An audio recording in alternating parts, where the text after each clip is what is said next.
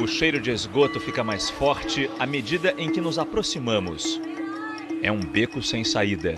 Mais do que uma expressão, é onde realmente fica esse presídio na região metropolitana de Manila, capital das Filipinas. Aqui, há quase 5 meses, está a brasileira Yasmin Fernandes da Silva, de 20 anos.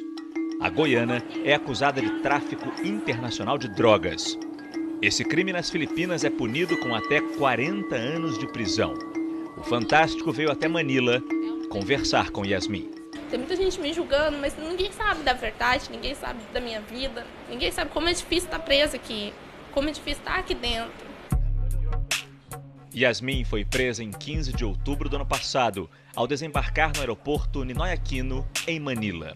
Vinha de São Paulo, num voo que fez escala em Dubai, nos Emirados Árabes, antes de chegar às Filipinas, país formado por milhares de ilhas ao sul da China. Na mala, foram encontrados 5,8 kg de cocaína escondidos num forro acolchoado.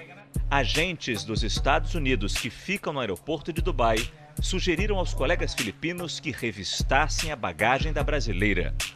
O chefe da agência local de combate às drogas diz que essa parceria com os americanos tem aumentado o número de apreensões de cocaína e culpa o Brasil. Cocaine came from Brazil. A maioria das pessoas presas com cocaína nos nossos aeroportos tem como origem o Brasil, o Rio de Janeiro. A maioria não é brasileiro. Alguns são chineses, malaios, filipinos e russos também. O governo brasileiro precisa estar vigilante. Quando Yasmin desembarcou em Manila, chegou a um país que escolheu a luta contra as drogas como a sua principal bandeira. A iniciativa do presidente Rodrigo Duterte. Como político, durante mais de 20 anos foi prefeito de uma cidade ao sul das Filipinas. Em Davao, lançou seu estilo de governar, conquistou eleitores e chegou à presidência em junho do ano passado. Logo após assumir o poder, Duterte se comparou ao ditador nazista Adolf Hitler. Hitler massacred 3 million Jews. Hitler massacrou 3 milhões de judeus. Agora são 3 milhões de viciados em drogas. Eu adoraria matá-los.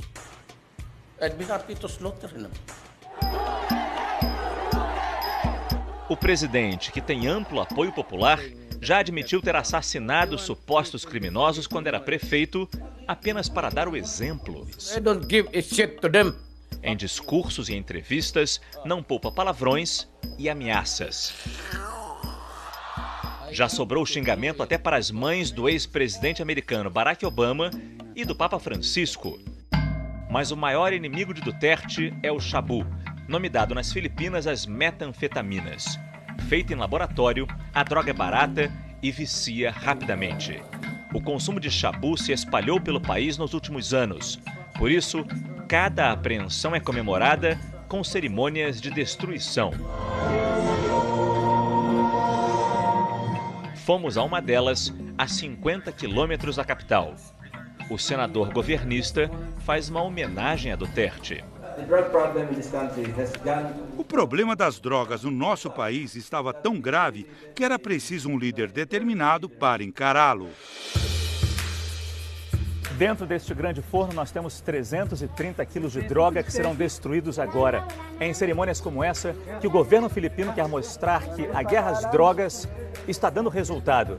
A prioridade é combater traficantes e usuários, mesmo que muitas vezes os métodos utilizados sejam os mais bárbaros possíveis. Quando a noite chega, Manila vira palco do terror. Estamos no quartel central da polícia. Acompanhamos o plantão de uma quinta-feira, no começo de fevereiro. São 8 horas da noite. Os colegas da imprensa disseram que acharam um corpo numa região não muito distante do centro de Manila. E é para lá que a gente está indo agora. Chegamos a um grande mercado de peixes. No meio dos curiosos, encontramos 2 corpos dentro de um barraco. Ao redor, muitas crianças. Ninguém quer falar com a imprensa por medo. Foram 7 ou 8 homens, todos mascarados, que vieram de fora do mercado e chegaram neste ponto. Existem pessoas que moram aqui dentro. Era o caso exatamente desses 2 jovens. A namorada chegou a pedir aos assassinos: não atirem, não atirem. mas de nada adiantou. O choro contínuo é dela, a jovem Kaliane, grávida e mãe de uma bebê. Ele levantou as mãos, não quis reagir. O registro dos repórteres não pode demorar. A investigação policial também não. A noite ainda é de muito trabalho. Chegamos a outro ponto nos arredores de Manila. A rua está isolada e os mesmos policiais do primeiro crime estão aqui, atrás de provas. A vítima, mais uma vez, é um homem jovem que nasceu nessa região, mas não morava aqui. Segundo testemunhas, ele estava visitando os pais quando foi morto por 2 homens também mascarados. O corpo está bem no meio da rua, mas o que chama mais atenção é o número de balas. Os policiais contaram 8 tiros. Os pais não choram, apenas dizem que o filho usava drogas. Na madrugada de quinta para sexta, 7 pessoas foram assassinadas. O clima de medo mudou a rotina dos filipinos. Esse motorista de táxi nos acompanha pela noite de Manila. Sem mostrar o rosto, ele conta que há 2 meses estava sentado na frente de casa com os filhos, quando viu um vizinho que era usuário de drogas ser executado. Antes eu ficava na rua até tarde, meia-noite, mas agora eu volto para casa até no máximo 8, 9 da noite com as crianças. É muito perigoso. Eu temo pela nossa vida. Eu achava que o presidente ia perseguir os traficantes, ia mandar os usuários para a cadeia, mas não. Todo mundo está morrendo, toda noite. Every night, yes. Mais de 8.000 pessoas foram mortas nas Filipinas depois que Duterte deu início à guerra contra as drogas. O levantamento é de uma das organizações de direitos humanos mais respeitadas do mundo, a Anistia Internacional. O presidente incentiva qualquer um a matar, não só a polícia. Durante o último mês, Duterte havia suspendido as ações policiais depois de denúncias de excessos. Mas esta semana, a licença para matar foi retomada. Segundo a Anistia Internacional, policiais que aderem à política de extermínio são recompensados. Os policiais com quem a gente conversou confirmaram que recebem dinheiro pelas mortes.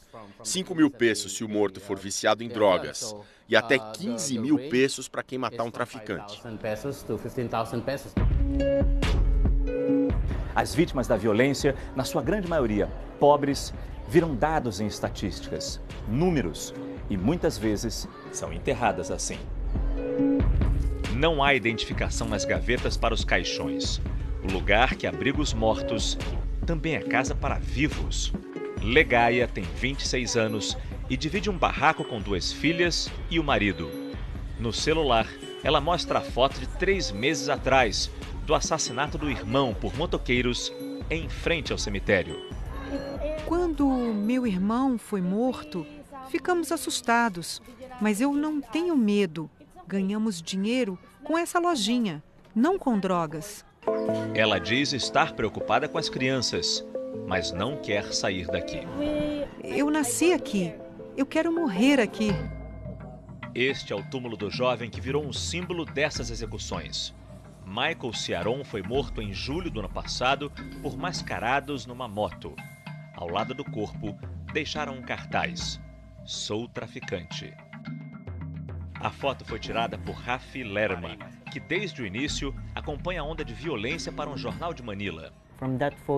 Com essa imagem da mulher segurando o marido morto, muitas pessoas começaram a prestar atenção, a falar na guerra às drogas, contra ou a favor. O mais importante da foto é a atenção que ela gerou. Rafi mantém contato com quem perdeu parentes nas noites de Manila. Apesar de cansado, não quer parar. Eu estou documentando para que daqui a 10, 15 anos esse período seja considerado sombrio para as Filipinas. Temos que registrar tudo para que algo mude e não se repita. Esses tempos sombrios devem influenciar o caso da brasileira Yasmin. É o que diz o advogado dela. Os juízes e os promotores estão bem mais rigorosos nos processos envolvendo drogas por causa do presidente Duterte. Isso deixa as coisas mais complicadas para Yasmin. O caso dela é muito difícil. O processo de Yasmin está na fase de pré-julgamento. Aqui nas Filipinas, isso significa apresentação das provas para o juiz, documentos, nomes das pessoas que vão testemunhar no caso. Para entrevistar a brasileira dentro da carceragem, nós tivemos que seguir regras de conduta e segurança bastante rigorosas. Nós não podemos usar o nosso equipamento. A entrevista foi gravada por uma funcionária do presídio usando um celular da cadeia. Yasmin não pôde ser gravada de frente. Ao Fantástico, ela contou como foram as primeiras semanas dentro da cela, que divide com outras 77 presas. Eu sofri muito bullying aqui dentro. Muito bullying das pessoas aqui, sempre me jogarem de lado, me tratarem, gritarem comigo, que nem você grita com um animal, sabe? A maioria dorme no chão e se alimenta só de arroz. O desespero é sempre, né? Todo dia a gente vê, nossa, eu tô no mesmo lugar, mas eu só não tô presa, eu tô presa do outro lado do mundo. Essas detentas que estão na sua cela, quais são os crimes delas? Então, no meu quarto, eles são só crimes de droga. Crime de droga é mais? Crime de droga é mais. Porque aqui, você é usuário de droga, você é preso. Você sabia desse rigor quando veio pra cá? Para as Filipinas, eu digo? Eu não sabia sobre o processo do país, sobre drogas. Se soubesse, teria feito diferente? Eu não quero falar sobre o meu caso. Durante meia hora de conversa, Yasmin se recusou a comentar as acusações da polícia. Você confirma ou não o que eles disseram? De que eles acharam drogas, cocaína, quase 6 quilos, na sua mala?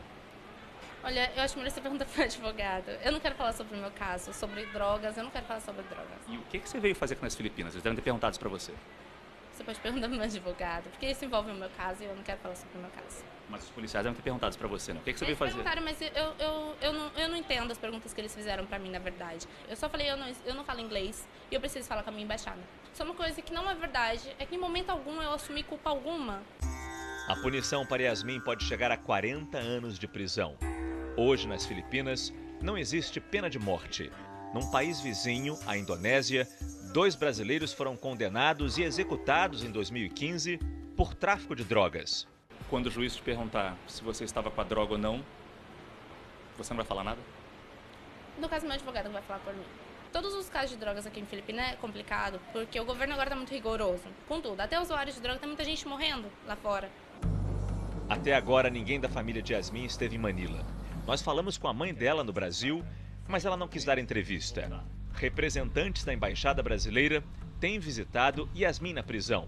Os custos com o advogado que a defende e todas as despesas na prisão, como telefonemas para o Brasil, são pagos com dinheiro que a família dela envia para as Filipinas. Eu preciso muito.